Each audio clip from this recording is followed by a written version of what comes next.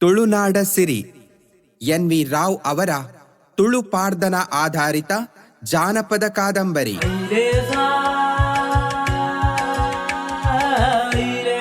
ಅಧ್ಯಾಯ 21. ಸೊನ್ನೆ ಹೆತ್ತ ಮಕ್ಕಳನ್ನು ಕಾಣಲು ಬಂದ ಹೆಂಗಸರು.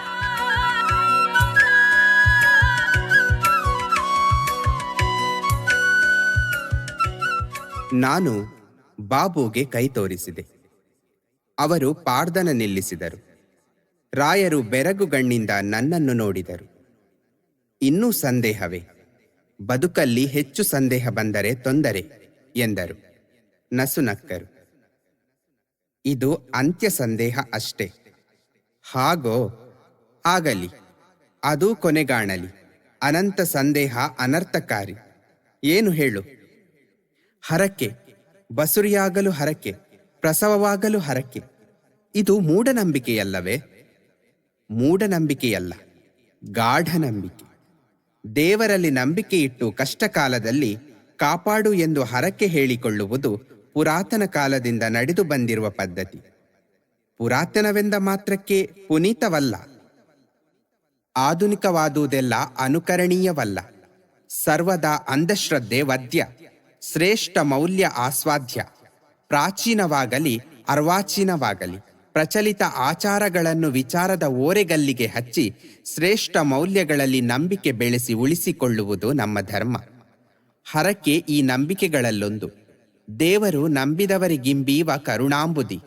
ಅವನು ನನ್ನನ್ನು ಕಾಯುತ್ತಿದ್ದಾನೆ, ಅವನ ಕೃಪೆ ಸದಾ ನನಗೆ ಬೇಕು, ಅವನನ್ನು ನೆನೆಯಬೇಕು ಎಂಬ ದೃಢ ನಂಬಿಕೆಯಿಂದ ಅವನಿಗೆ ಸೇವೆ ಮಾಡುವ ನಿರ್ಧಾರ ಅಥವಾ ಕಾಣಿಕೆ ಸಲ್ಲಿಸುವ ನಿಶ್ಚಯ ಹರಕೆ. ಇದು ಭಕ್ತಿಯ ಪ್ರತೀಕ. ಹರಕೆ ಸಲ್ಲಿಸುವುದು ಕೃತಜ್ಞತೆಯ ಸಂಕೇತ. ಕೃತಜ್ಞತೆ ಬದುಕಲ್ಲಿ ಅತಿ ಅಮೂಲ್ಯ. ಹರಕೆಯಿಂದ ಪವಾಡ ಸದೃಶ ಫಲ ಪಡೆವ ಘಟನೆಗಳು ನಡೆವ ನಿದರ್ಶನಗಳೆಷ್ಟೋ ಇವೆ. ಹಾಗೆಯೇ ಕೃತಜ್ಞತೆ ಇರಬೇಕು. ಕೊಟ್ಟ ಮಾತಿಗೆ ತಪ್ಪಬಾರದು ಎಂದು ಸೂಚಕವಾಗಿ ಹೇಳಿದ ಹರಕೆ ಸಲ್ಲಿಸದೆ ಕೇಡಿಗೀಡಾದ ಪ್ರಸಂಗಗಳೂ ಇವೆ. ಭಕ್ತಿ, ಸತ್ಯ, ಪ್ರೀತಿ, ತ್ಯಾಗ ನಮ್ಮ ಜೀವನವನ್ನು ಸೊಗಸುಗೊಳಿಸಲು ನಮಗೆ ನಿತ್ಯ ಅತ್ಯಗತ್ಯ.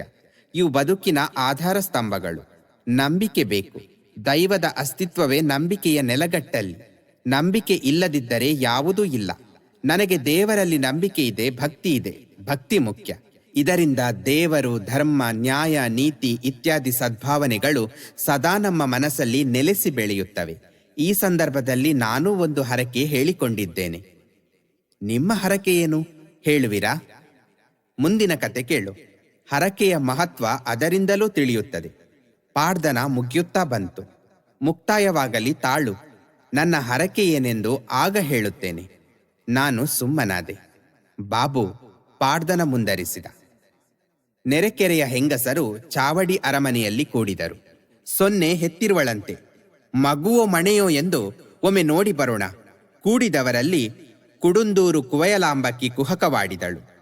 ಬಯಕೆಗೆ ಆಸೆಪಟ್ಟು ಹೊಟ್ಟೆಗೆ ಹರಕು ಬಟ್ಟೆ ಕಟ್ಟಿಕೊಂಡು ಬಸುರಿ ಎಂದಳಲ್ಲವೇ? ಏನು ಹೆತ್ತಾಳು? ಮಾನಬೆಟ್ಟು ಮಾನಿನಿ ಮಾರ್ನುಡಿದಳು. ಹಟ್ಟಿಯಲ್ಲಿ ಗಟ್ಟಿ ಉಣ್ಣು ಕಚ್ಚಿಸಿಕೊಂಡು ಮೈನೆರೆದೆನೆಂದು ಕೂತವಳು ಬಸುರಿಯಾಗಿ ಹೆತ್ತಳೆ. ಕೊರುಂಗೊಟ್ಟಿನ ಕೋಮಲಾಂಗಿ ಕೋರೆ ಹೇಳಿದಳು. ಮಗು ಹೆತ್ತಿದ್ದಾಳೆಂದು ಊರು ಹೇಳುವಾಗ ನೋಡಿ ಬರಲು ನಮ್ಮ ಕಾಲಿಗೇನು ಕೇಡು? ಹೋಗಿ ನೋಡಿ ಬರುವ. ಚಾವಡಿಯ ಚತುರೆ ಚಾಳಿಸಿದಳು. ಕೊನೆಗೆ ಕೂಡಿದವರೆಲ್ಲ ಹೋಗಿ ನೋಡಲೊಪ್ಪಿ ಒಟ್ಟಾಗಿ ಉರ್ಕಿದೊಟ್ಟರ ಮನೆಗೆ ಹೊರಟರು. ಉರ್ಕಿದೊಟ್ಟು ಮುಟ್ಟಿ ಅರಮನೆ ಹೊಕ್ಕರು. ಅರಮನೆಯ ಊಳಿಗದ ಅಡಿಪು ಮನೆ ಹೆಣ್ಣು ಒಟ್ಟಾಗಿ ಬಂದು ನಿಂತ ಹೆಂಗಸರನ್ನು ಕಂಡಳು. ಒಳಕೋಣೆಗೆ ಹೋಗಿ ಒಡತಿಯ ಬಳಿ ನಿಂತು, ಅಕ್ಕ, 10 ಗುತ್ತಿನ ಹೆಂಗಸರೊಟ್ಟಾಗಿ ಬಂದಿದ್ದಾರೆ ಎಂದಳು. ನನ್ನ ಮಕ್ಕಳನ್ನು ನೋಡಲು ಬರುವ ಹೆಂಗಸರು ಮೂಗಿನ ಮೂಗುತಿ ತೆಗೆದು ಬಾಯಲ್ಲಿ ಹಾಕಿಕೊಂಡು ಬರಲಿ ಎಂದು ಸೊನ್ನೆ ಹೇಳಿ ಕಳುಹಿದಳು. ಮಾನಿನಿಯರೆಲ್ಲ ಮೂಗಿನ ಮೂಗುತಿ ಬಾಯಲ್ಲಿ ಹಾಕಿಕೊಂಡು ಮೂಕರಾಗಿ ಕೋಣೆಯೊಳಗೆ ಬಂದರು. ಸೊನ್ನೆಯ ಮಡಿಲಲ್ಲಿ ಮಲಗಿದ್ದ ಅವಳಿ ಮಕ್ಕಳನ್ನು ಕಂಡು ಕೊಂಡಾಡಿದರು. ಸೊಕ್ಕು ಮಿಕ್ಕಿ ನಕಲಿ ಮಾಡಿ ನಕ್ಕವರು, ನನ್ನ ಸೀಮಂತಕ್ಕೆ ಬಾರದವರು ನೀವು, ಈಗಲಾದರೂ ಬಂದಿರೆ? ಹೆತ್ತದ್ದು ಮಗುವೆಂದು ಗೊತ್ತಾಯಿತಲ್ಲ ಎಂದು ಸೊನ್ನೆ ವ್ಯಂಗ್ಯವಾಗಿ ನುಡಿದು ನಸುನಕ್ಕಳು. ಹಿಂದೆ ಆಡಿದ ಮಾಡಿದ ತಮ್ಮ ತಪ್ಪನ್ನರಿತು ಬಂದವರು ನೊಂದು ನಾಚಿ ಒಂದಾಗಿ ಹೊರಟು ಹೊರಬಂದರು. ಇಂದು ಇಲ್ಲಿ ಮಾತ್ರವಲ್ಲ, ಮುಂದೆ ಎಂದೂ ನಂದಳಿಕೆ ದೇವಸ್ಥಾನದೊಳಗೆ ಹೋಗುವ ಹೆಂಗಸರು ಮೂಗುತಿ ತೆಗೆದೇ ಹೋಗಲಿ ಎಂದು ಸೊನ್ನೆ ಶಪಿಸಿದಳು. ಅಂಗಳದ ಮುಂಬಾಗಿಲಲ್ಲಿ 9 ಹೊಸ ಹೆಡಿಗೆಗಳಲ್ಲಿ ಸೆಗಣಿ ಕಲಸಿ 9 ಹೊಸ ಪೊರಕೆಗಳನ್ನು ಸೊನ್ನೆ ಅಣಿಮಾಡಿ ಇಡಿಸಿದ್ದಳು. ಅವಳು ಹೊರಬಂದ ಹೆಂಗಸರ ಬೆಂಬತ್ತಿ ಬಂದು, ಅಕ್ಕಂದಿರೆ, ಅಂಗಳ ಸಾರಿಸಬೇಕು. ನಾನೊಬ್ಬಳೇ ಇರುವವಳು, ಬೇರೆ ಹೆಂಗಸರಿಲ್ಲ, ಒಡಹುಟ್ಟಿದ ಅಣ್ಣ ತಮ್ಮಂದಿರಿಲ್ಲ, ಅಕ್ಕ ತಂಗಿಯರಿಲ್ಲ. ಹೆಡಿಗೆಯ ಕೈ ಹಿಡಿದು ಸುರಿದರೂ ಸರಿ, ಕಾಲಲ್ಲಿ ತಳ್ಳಿ ಕೆಡವಿ ಸುರಿದರೂ ಸರಿ, ಸೆಗಣಿ ಸುರಿದು ಪೊರಕೆ ಹಿಡಿದು ಅಂಗಳ ಸಾರಿಸಲು ಸ್ವಲ್ಪ ಸಹಕರಿಸಿ ಎಂದಳು. ಹೆಡಿಗೆ ಎಡೆಗೆ ನಡೆದಳು. ಹೆಡಿಗೆ ಹಿಡಿದು ಸೆಗಣಿ ಸುರಿದಳು. ಹೊಸ ಹಿಡಿಸೂಡಿಯಿಂದ ಬಡಿದು ಸಾರಿಸತೊಡಗಿದಳು. ಹೆಂಗಸರು ಒಡನೆ, ತಡೆ ತಡೆ, ಬಿಡು ಬಿಡು, ನಾವೇ ಸಾರಿಸುತ್ತೇವೆ ಎಂದು ನುಡಿದರು. ಎಡಗೈಯಲ್ಲಿ ಸೆಗಣಿಯ ಹೆಡಿಗೆ ಹಿಡಿದರು, ಬಲಗೈಯಲ್ಲಿ ಹೊಸ ಪೊರಕೆ ಹಿಡಿದರು. ಹೆಡಿಗೆಯಿಂದ ಸೆಗಣಿ ಕೆಡಹುತ್ತಾ ನಡುವೆ ನುಡಿ ಪಡಿನುಡಿ ನುಡಿಯುತ್ತಾ ಜಾಡಿಸಿ ಅಂಗಳಗುಡಿಸುತ್ತಿದ್ದರು. ನುಡಿ ಹೆಚ್ಚಿತು, ಕಲಹದ ಕಿಡಿ ಹಚ್ಚಿತು. ಮೊದಲು ಎಡೆಯಲ್ಲಿ, ಬಳಿಕ ತಡೆದು ಎಲ್ಲೆಡೆಯಲ್ಲಿ, ಕಡೆಗೆ ಎಡೆಬಿಡದೆ ಎಲ್ಲೆಡೆಯಲ್ಲಿ ನೆಲಗುಡಿಸುವ ಪೊರಕೆ ಮೈಬಡಿಯತೊಡಗಿತು. ಒಬ್ಬರನ್ನೊಬ್ಬರು ಬೊಬ್ಬಿರುದು ಜರೆದು ಹೊಡೆದು ಬಡಿದಾಡತೊಡಗಿದರು. ಸೊನ್ನೆ ಒಳನಡೆದು ನಿಂತು ನೋಡಿದಳು. 11 ಗಂಟೆಗೆ ತೊಡಗಿದ ಸೆಗಣಿ ವರಸರೆಯ ಹೊಡೆದಾಟ 5 ಗಂಟೆಯ ತನಕ ತಡೆಯಿಲ್ಲದೆ ನಡೆಯಿತು. ಗುರುಮಾರ್ಲ ಚಾವಡಿ ಅರಮನೆಗೆ ಹೋಗಿ ನಡೆವ ಹೊಡೆದಾಟದ ಸಂಗತಿ ತಿಳಿಸಿದ. ಕಾನಬೆಟ್ಟು ಅಜ್ಜರಿಗೆ ಹೇಳಿದ.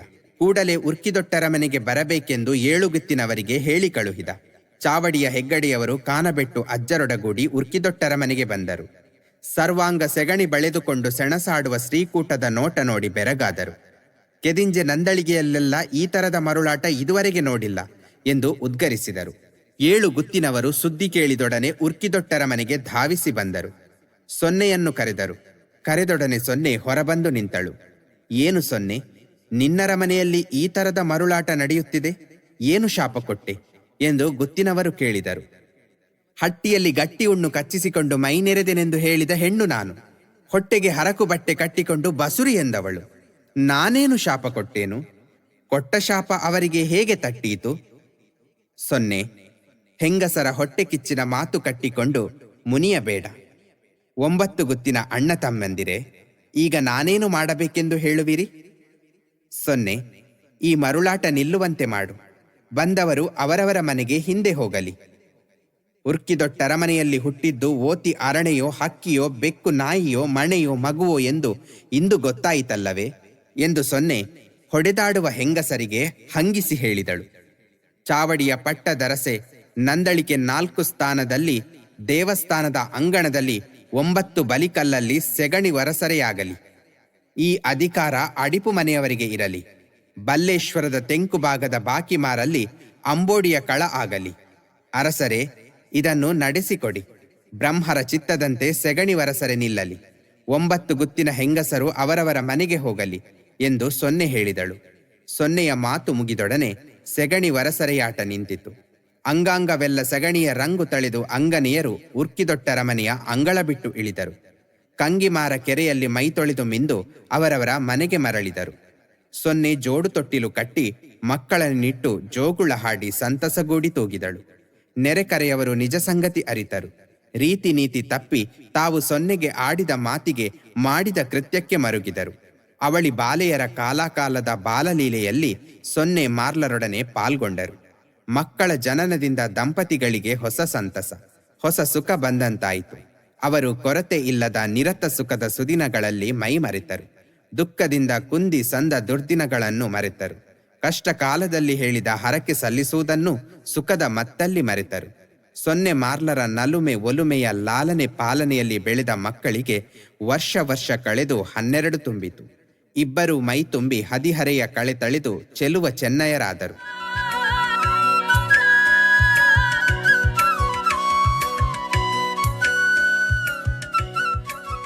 ಬೆಳಗಿನ ಹೊತ್ತು ಪೂರ್ವ ದಿಕ್ಕಲ್ಲಿ ಸೂರ್ಯ ಮೂಡಿ ಗಳಿಗೆ ಕಳೆದಿತ್ತು. ಉರ್ಕಿದೊಟ್ಟರಮನೆಯ ಚಿಕ್ಕ ಚಾವಡಿಯ ಚಿತ್ರಮಂಟಪದಲ್ಲಿ ಗುರುಮಾರ್ಲ ಕುಳಿತಿದ್ದ. ಅಬ್ಬಗ ದಾರಗರಿಬ್ಬರು ಕಿತ್ತ ಕುಸುಮಗಳ ಮಾಲೆ ಕಟ್ಟುತ್ತಿದ್ದರು. ಕಂಗಿಮಾರ ಕಟ್ಟ ಹುಣಿಯಲ್ಲಿ 4 ಜನ ನೆಂಟರು ಅರಮನೆಯ ಕಡೆ ಆಗಮಿಸುವುದನ್ನು ಮಾರ್ಲ ಅವಲೋಕಿಸಿದ. ಮಕ್ಕಳನ್ನು ಒಳ ಕಳುಹಿದ.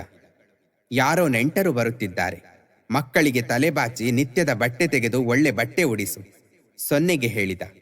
ನೆಂಟರು ಆನೆಬಾಗಿಲು ಹೊಕ್ಕರು. ಅರಮನೆಯ ಅಂಗಳಕ್ಕೆ ಬಂದರು. ಮಾರ್ಲ ಆಳನ್ನು ಕರೆದು ಕೈಕಾಲು ಮುಖ ತೊಳೆಯಲು ನೀರು ಕೊಡಲು ಹೇಳಿದ. ಬಾವಿಕಟ್ಟೆಯ ಬಳಿಯ ಕಲ್ಲ ಮರಿಗೆಯಲ್ಲಿ ತುಂಬಿದ್ದ ನೀರನ್ನು ಆಳು ನೆಂಟರಿಗೆ ತಂಬಿಗೆಯಲ್ಲೆತ್ತಿತ್ತ. ಗುರುಮಾರ್ಲ ಒಳ ಹೋಗಿ, ಕಡೇರಿ ಕಾರ್ಕಳದ ಚಂದ್ರಾಮ ಶೆಟ್ಟರು ಬಂದಿರುವುದು. ನಾವು ಮೊನ್ನೆ ಹೋಗಿ ಹುಡುಗನನ್ನೊಪ್ಪಿ ಹೇಳಿದಂತೆ ನೆರೆಕೆರೆಯವರನ್ನು ಕೂಡಿಕೊಂಡು ಬಂದಿದ್ದಾರೆ. ಸೊನ್ನೆಗೆ ವಿವರಿಸಿದ. ಕೈಕಾಲು ಮುಖ ತೊಳೆದುಕೊಂಡ ನೆಂಟರನ್ನು ಗುರುಮಾರ್ಲ ಚಾವಡಿಯ ಚಿತ್ರಮಂಟಪಕ್ಕೆ ಕರೆತಂದ. ಹಾಸಿದ ಚಾಪೆಯ ಮೇಲೆ ಕೊಳ್ಳಿರಿಸಿದ. ಅಸರಿಗೆ ಬೆಲ್ಲ ನೀರಿತ್ತು ಹರಿವಾಣದಲ್ಲಿ ಕಾಯಿಬೀಳ್ಯವಿಟ್ಟು ಕೊಟ್ಟು ಸತ್ಕರಿಸಿದ. ತಾನೂ ಅವರೊಡನೆ ಕುಳಿತ. ಕುಶಲ ಪ್ರಶ್ನೆ ಕೇಳಿ ಮಾತನಾಡುತ್ತಿರುವಾಗ ಅಣ್ಣ ಜಾರುಮಾರ್ಲ ಬರುತ್ತಿರುವುದನ್ನು ನೋಡಿ, ಓಹೋ, ನಮ್ಮಣ್ಣ ಕಾನಬೆಟ್ಟು ಅಜ್ಜರನ್ನು ಕರೆದುಕೊಂಡೇ ಬರುತ್ತಿದ್ದಾರೆ ಎಂದು ನೆಂಟರತ್ತ ನೋಡಿದ. ಮಾರ್ಲರ ಮಾತು ಕೇಳಿದ ನೆಂಟರು ಕತ್ತೆತ್ತಿ ಮುಂಬಾಗಿಲತ್ತ ನೋಡಿದರು. ಜಾರುಮಾರ್ಲ ಅಜ್ಜರೊಡನೆ ಅಂಗಳಕ್ಕೆ ಬಂದು ಬಾವಿಕಟ್ಟೆಗೆ ಹೋದ. ಇಬ್ಬರು ಕೈಕಾಲು ಮುಖ ತೊಳೆದುಕೊಂಡರು. ಮುಖಮಂಟಪಕ್ಕೆ ಬಂದು ನೆಂಟರೊಡನೆ ಕುಳಿತರು. ಗುರುಮಾರ್ಲ ಒಳ ಹೋಗಿ ಪುತ್ರಿಯರನ್ನು ಕರೆದು ನೆಂಟರಿಗೆ ನಮಿಸಲು ಹೇಳಿದ. ಅಬ್ಬಗ ದಾರಗರಿಬ್ಬರು ನಸು ನಾಚಿ ಅವನ ತಾನನೆಯರಾಗಿ ಮೆಲ್ಲಡಿ ಇಡುತ್ತಾ ಹೊರಬಂದರು. ತಲೆಬಾಗಿ ನೆಂಟರಡಿಗೆರಗಿ ಅಜ್ಜರಿಗೆ ಮಾರ್ಲರಿಬ್ಬರಿಗೆ ಪೊಡಮಟ್ಟು ಒಳನಡೆದರು. ಚಂದ್ರಾಮ ಶೆಟ್ಟಿ ಅವಳಿ ಚೆಲುವೆಯರನ್ನು ನೋಡಿದ. ತನ್ನ ತನುಜಾತ ಯಮಳರು ರಾಮ ಲಕ್ಷ್ಮಣರಿಗೆ ಸರಿಸಮಾನರಾದ ಹೆಣ್ಣುಗಳೆಂದು ಸಮಾಧಾನಪಟ್ಟು ಸಂತಸಗೊಂಡ. ಸಮವಾದ ಸಂಬಂಧವೆಂದು ಉಭಯ ಕಡೆಯವರು ಸಮ್ಮತಿಸಿದರು. ಸಕ್ರಮವಾಗಿ ಕಾಯಿಬೀಳ್ಯ ಬದಲಾಯಿಸಿಕೊಂಡರು. ನಿಶ್ಚಯ ತಾಂಬೂಲದ ಕ್ರಮ ಮುಗಿಸಿದರು. ಊರ ಭಟ್ಟರನ್ನು ಬರಮಾಡಿದರು. ಮುಂದಿನ ಮಂಗಳವಾರ ಮಧ್ಯಾಹ್ನವೆಂದು ಮದುವೆಗೆ ದಿನಗಳಿಗೆ ಇಟ್ಟರು. ಉರ್ಕಿದೊಟ್ಟಿಂದ ಕಾರ್ಕಳಕ್ಕೆ ಮದುಮಕ್ಕಳ ದಿಬ್ಬಣ ಬರುವುದೆಂದು ನಿಶ್ಚಯಿಸಿದರು. ಸಮ್ಮಾನದ ಊಟವಾಯಿತು. ಕಾಯಿವೀಳ್ಯ ಸ್ವೀಕರಿಸಿ ನೆಂಟರು ಹಿಂತೆರಳಿದರು. ಜಾರುಮಾರ್ಲ ಅಜ್ಜರನ್ನು ಕಾನಬೆಟ್ಟಲ್ಲಿ ಬಿಟ್ಟು ಕೆದಿಂಜೆ ಪರಾರಿಗೆ ಮರಳಿದ. ಮಕ್ಕಳ ಮದುವೆ ನಿಶ್ಚಯವಾದ ಮರುದಿನದಿಂದಲೇ ಮದುವೆಯ ಅಟ್ಟಣೆ ಮಾಡಲು ಮಾರ್ಲ ಆಸಕ್ತಿಯಿಂದ ಆರಂಭಿಸಿದ. ಒಕ್ಕಲು ಪಕ್ಕದಾಳುಗಳನ್ನು ಕರೆಸಿದ. ಚಪ್ಪರ ಏರಿಸಿದ. ಮನೋಹರವಾಗಿ ಸಿಂಗರಿಸಿದ. ಮಂಟಪ ಕಟ್ಟಿಸಿದ.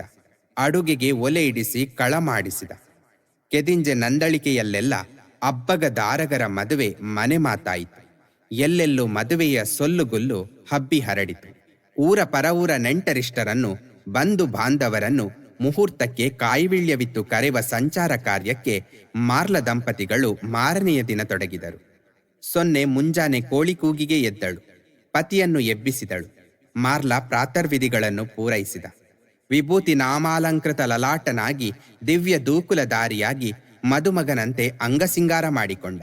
ಸೊನ್ನೆ ಮಿಂದು ಪಟ್ಟೆ ಬಟ್ಟೆಯುಟ್ಟು ಹೊನ್ನಾರನ್ನಾಭರಣ ತೊಟ್ಟು ತಲೆಬಾಚಿ ಬೈತಲೆ ತೆಗೆದು ಸೊಗೈಸುವ ಸೂರ್ಮುಡಿ ಕಟ್ಟಿ ಮಲ್ಲಿಗೆಯ ಮಾಲೆ ಮುಡಿದು ಮದುಮಗಳಂತೆ ಅಲಂಕೃತಳಾಗಿ ಹೊರಟು ನಿಂತಳು.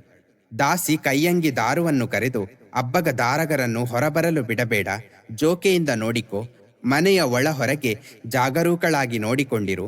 ನಾವು ಮದುವೆ ಮುಹೂರ್ತಕ್ಕೆ ಕರೆಯಬೇಕಾದವರನ್ನು ಕಾಯಿವಿಳ್ಯ ಕೊಟ್ಟು ಕರೆದು ಬೇಗನೆ ಬರುತ್ತೇವೆ ಎಂದಳು. ಸೊನ್ನೆ ಮಾರ್ಲರು ಮಕ್ಕಳನ್ನು ಕರೆದು ಮಮತೆಯಿಂದ ಮೈದಡವಿ, ನಿಮ್ಮ ಮದುವೆಗೆ ಕರೆಯಲು ಹೋಗುತ್ತಿದ್ದೇವೆ, ಬೇಗ ಬರುತ್ತೇವೆ, ನೀವು ಮನೆಯಿಂದ ಹೊರ ಹೋಗಬಾರದು, ದಾರು ಇದ್ದಾಳೆ, ಜೋಕೆಯಿಂದಿರಿ ಎಂದು ಅಕ್ಕರೆಯ ಮಾತು ಹೇಳಿದರು. ಉರ್ಕಿದೊಟ್ಟು ಬಿಟ್ಟು ಹೊರಟು ಕಾನಬೆಟ್ಟಿಗೆ ಹೋದರು. ಅರಮನೆಯ ಚಾವಡಿಯಲ್ಲಿ ಕುಳಿತಿದ್ದ ಅಜ್ಜರು ಸೊನ್ನೆ ಮಾರ್ಲರು ಮುಂಬಾಗಿಲಿಗೆ ಬರುವುದನ್ನು ಕಂಡರು. ಮದುಮಗ ಮದುಮಗಳಂತೆ ಸಿಂಗಾರ ಮಾಡಿಕೊಂಡಿದ್ದಾರೆ. ಎಲ್ಲಿಗೆ ಹೋಗುವವರು ಇವರು ಎಂದು ಅಜ್ಜರು ಮನದಲ್ಲಿ ನೆನೆದು ಅಚ್ಚರಿಪಟ್ಟರು. ಆಳನ್ನು ಕರೆದು ಕೈಕಾಲು ತೊಳೆಯಲು ತಂಬಿಗೆ ತುಂಬಿಸಿ ನೀರು ತಂದಿಡಿಸಿದರು. ಸೊನ್ನೆ ಮಾರ್ಲರು ಕೈಕಾಲು ಮುಖ ತೊಳೆದುಕೊಂಡು ಚಾವಡಿಗೆ ಬಂದರು.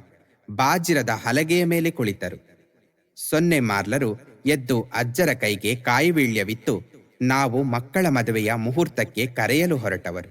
ನಮ್ಮ ಜಾತಿ ರೀತಿ ನೀತಿಗೆ ಸರಿಯಾಗಿ ಮೊದಲು ಎಲ್ಲಿ ಕರೆಯಬೇಕು, ಆಮೇಲೆ ಎಲ್ಲೆಲ್ಲಿ ಕರೆಯಬೇಕೆಂದು ನಮಗೆ ಗೊತ್ತಿಲ್ಲ, ನೀವು ಹೇಳಿ ಅಜ್ಜ ಎಂದು ಅಜ್ಜರ ಅನುಭವದ ಆದೇಶವನ್ನು ಅಪೇಕ್ಷಿಸಿ ಕೇಳಿದರು.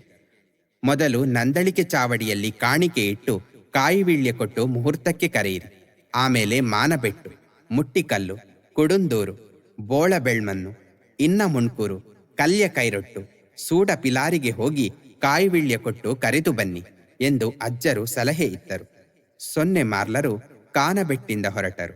ನಂದಳಿಕೆ ಚಾವಡಿಗೆ ಹೋದರು. ಅಲ್ಲಿ ಕಾಣಿಕೆ ಇಟ್ಟು ಕಾಯಿವೀಳ್ಯ ಕೊಟ್ಟು ಆಮಂತ್ರಿಸಿದರು. ಅನಂತರ ಕೆದಿಂಜೆ, ಕಾನಬೆಟ್ಟು, ಮಾನಬೆಟ್ಟು, ಕುಡುಂದೂರುಗಳಲ್ಲಿ ಆಹ್ವಾನ ಮುಗಿಸಿದರು. ಅಬ್ಬನಡ್ಕದ ದಾರಿ ಹಿಡಿದು ನಡೆದರು. ಗೋಳಿಕಟ್ಟೆಯ ಬಳಿ ಬಂದರು. ಬೇಸಿಗೆಯ ಬಿಸಿಲ ಬೇಗೆಯಲ್ಲಿ ನಡೆದು ಬಸವಳಿದ ಸೊನ್ನೆ ಈ ಕಟ್ಟೆಯಲ್ಲಿ ಕುಳಿತು ಕಾಯಿವಿಳ್ಯ ಹಾಕಿಕೊಂಡು ಸ್ವಲ್ಪ ದಣಿವಾರಿಸಿಕೊಳ್ಳೋಣ ಎಂದು ಗಂಡ ಮಾರ್ಲನಿಗಂದಳು. ಪತಿ ಪತ್ನಿಯರು ಕಟ್ಟೆ ಹತ್ತಿದರು. ಬಟ್ಟೆ ಹಾಸಿ ಕುಳಿತರು. ಸೊನ್ನೆ ಚಿಗುರು ವೀಳ್ಯವನ್ನು ಉಗುರಿಂದ ಸೀಳಿ ಸುಣ್ಣ ಪೂಸಿ ಅಡಿಕೆ ಇಟ್ಟು ಮಾರ್ಲನಿಗೆ ಮಡಿಸಿಕೊಟ್ಟು ತಾನೂ ತಿಂದಳು. ಇಬ್ಬರು ಮರಕ್ಕೊರಗೆ ವಿಶ್ರಮಿಸಿದರು. ಗಿಡದೆಡೆಗೆ ಹೋಗಿ ಕೇಪುಳ ಹೂ ಕೀಳುತ್ತಾ ಊರುಗೋಲು ಹಿಡಿದು ನಡುಗಿ ನಡೆಯುತ್ತಾ ಮುದುಕನೊಬ್ಬ ಮರದಡಿಗೆ ಬರುವುದನ್ನು ಸೊನ್ನೆ ಕಂಡಳು. ಮುದುಕ ಕಟ್ಟೆಯ ಬಳಿ ಬಂದು ಸೊನ್ನೆ ಮಾರ್ಲರ ಕಟ್ಟಿದಿರಲ್ಲಿ ನಿಂತ. ಭಸ್ಮ ನಾಮಾಂಕೃತ ಲಲಾಟ, ತೇಜಪುಂಜವಾದ ಮುಖ, ಕಾಂತಿಯುತವಾದ ಕಣ್ಣುಗಳು, ಎಡಭುಜದಲ್ಲಿ ಜೋಲಾಡುವ ಜೋಳಿಗೆ, ಬಲಭುಜದಲ್ಲಿ ಗ್ರಂಥ ಪಂಚಾಂಗಗಳ ಕಟ್ಟು, ಕೈಯಲ್ಲಿ ತಂಬೂರಿ, ಯಜ್ಞೋಪವೀತ ದಾರಿಯಾಗಿ ಬಲಗೈಯಲ್ಲಿ ಹಿಡಿದ ಊರುಗೋಲು ಊರಿ ನಿಂತ ಬ್ರಾಹ್ಮಣರನ್ನು ಹೊರಗಿದ್ದ ಸೊನ್ನೆ ಮಾರ್ಲರು ಕಂಡು ಎದ್ದು ಕುಳಿತರು. ಕುಳಿತವರು ಎದ್ದು ನಿಂತು ನಮಿಸಿದರು. ಮದುಮಗಳಂತೆ ಸಿಂಗಾರವಾಗಿ ನೀವು ಎಲ್ಲಿಗೆ ಹೊರಟವರು? ನಮ್ಮ ಮಕ್ಕಳು ಅಬ್ಬಗದಾರಗರಿಬ್ಬರಿಗೆ ಮದುವೆ ನಿಶ್ಚಯವಾಗಿದೆ. ನಾವು ಮದುವೆಗೆ ಕರೆಯಲು ಹೋಗುವವರು. ದಣಿವಾರಿಸಿಕೊಳ್ಳಲು ಇಲ್ಲಿ ಕುಳಿತಿದ್ದೇವೆ. ಸೊನ್ನೆ ಎಂದಳು. ಯಾವಾಗ ಮದುವೆ? ಎಲ್ಲಿಯ ಹುಡುಗರು? ಕಡೇರಿ ಕಾರ್ಕಳದ ಬೊಳ್ಳ್ಯ ಚಂದ್ರಾಮ ಶೆಟ್ಟರ ಅವಳಿ ಮಕ್ಕಳಿಗೆ ಕೊಡುವುದು. ಮುಂದಿನ ಮಂಗಳವಾರ ಮಧ್ಯಾಹ್ನ 12 ಗಂಟೆಗೆ ಧಾರೆ ಮುಹೂರ್ತ.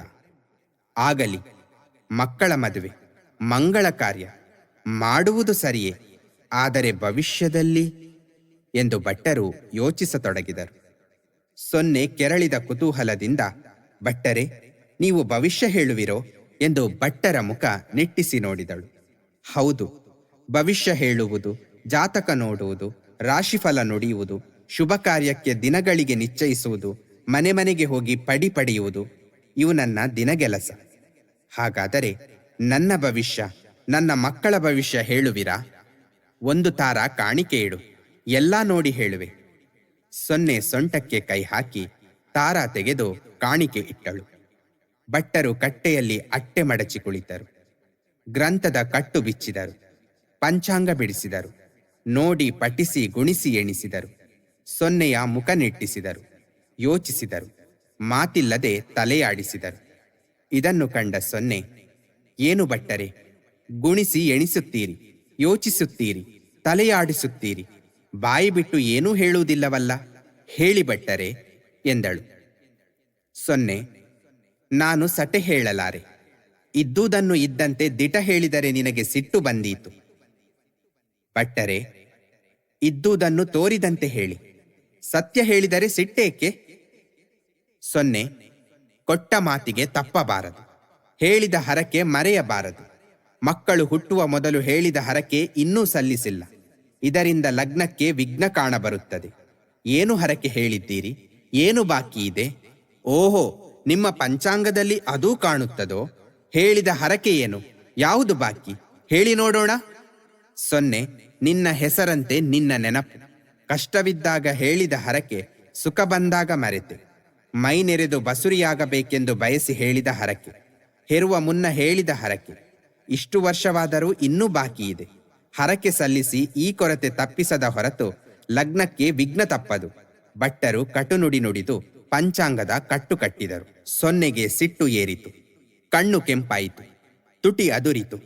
ಭಟ್ಟರೆ, ಕೊಟ್ಟ ಸಲುಗೆ ಹೆಚ್ಚಾಯಿತು. ಹುಟ್ಟು ಬ್ರಾಹ್ಮಣನೆಂದು ಹೆಮ್ಮೆಯೋ, ಜ್ಯೋತಿಷ್ಯ ತಿಳಿದವನೆಂದು ಏನಾದರೂ ಹೇಳುವ ದಿಟತನವೋ? ನಾನು ಹರಕೆ ಹೇಳುವಾಗ ನೀವು ನನ್ನ ತಲೆಯ ಮೇಲ್ಗಡೆ ಇದ್ದಿರೋ, ಇಲ್ಲವೇ ಕಾಲಬುಡದಲ್ಲಿ ಕಾದಿದ್ದಿರೋ? ತಿರಿದುಂಬ ಬ್ರಾಹ್ಮಣನಿಗೆ ತಲೆ ತುಂಬ ಹರಟೆ. ಸೊನ್ನೆ ಸಿಡಿದು ಕಿಡಿಕಿಡಿಯಾಗಿ ನುಡಿದಳು. ಭಟ್ಟರು ಕಟ್ಟೆಯಿಂದ ಕೆಳಗಿಳಿದರು. ಸೊನ್ನೆ, ಕಂಡದ್ದು ಹೇಳಿದರೆ ನೀನು ಕೆಂಡ ಕಾರುವುದೇಕೆ? ನಾಗ ಬ್ರಹ್ಮರ ನೆನೆದು ನಿನ್ನಿಷ್ಟ ಸಿದ್ಧಿಸಿತೆಂದರಿತು ನಡೆ. ತಾಗಿ ಬಾಗುವ ಮುನ್ನ ಬಾಗಿ ನಡೆಯುವುದು ಚೆನ್ನ.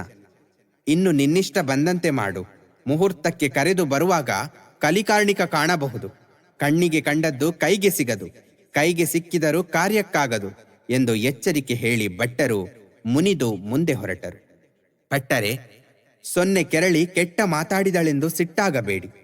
ಹೆಣ್ಣು ಹೇಳಿದ್ದು ಮೊಣಕಾಲ ಕೆಳಗೆ. ನೀವು ಹೋಗುವಾಗ ಉರ್ಕಿದೊಟ್ಟರ ಮನೆಗೆ ಹೋಗಿ ಮಕ್ಕಳ ಯೋಗಕ್ಷೇಮ ಕೇಳಿ ಎಂದು ಗುರುಮಾರ್ಲ ವಿನಮ್ರವಾಗಿ ವಿನಂತಿಸಿದ. ಆಗಲಿ ಸೊನ್ನೆ ಮಾರ್ಲರೆ, ನಾಗಬ್ರಹ್ಮರ ಒಲುಮೆ ಪಡೆದು ನಡೆಯಿರಿ. ಸತ್ಯ ಧರ್ಮ ಬಿಟ್ಟರೆ ಕಾರ್ಯ ವ್ಯರ್ಥವಾದೀತು. ನಾನೀಗ ಹೋಗಿ ಬರುವೆ ಎಂದು ನುಡಿದು ಭಟ್ಟರು ತಮ್ಮ ದಾರಿ ಹಿಡಿದು ನಡೆದರು. ಸೊನ್ನೆ ಮಾರ್ಲರು ತ್ವರೆಯಾಗಿ ಮುಹೂರ್ತದ ಕರೆ ಮುಗಿಸಲು ಮುಂದರಿದರು.